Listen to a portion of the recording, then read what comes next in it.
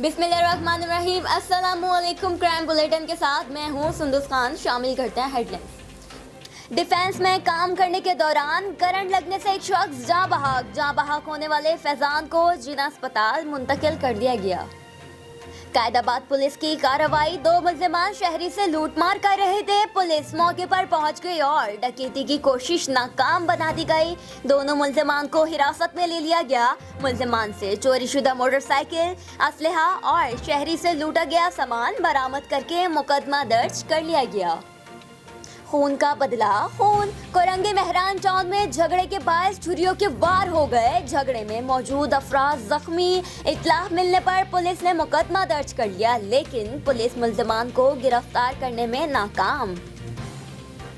दीदा दिलेरी तो देखिए, फैसलाबाद के शहरी ने घर पर भेड़िया पाला और वीडियो बनाकर सोशल मीडिया पर डाल दी। महकमा वाइल्ड लाइफ ने धर लिया। अदालत ने शहरी पर 10,000 रुपए का जुर्माना आयद कर दिया और भेड़िया महकमा जंगली हयात के हवाले कर दिया गया।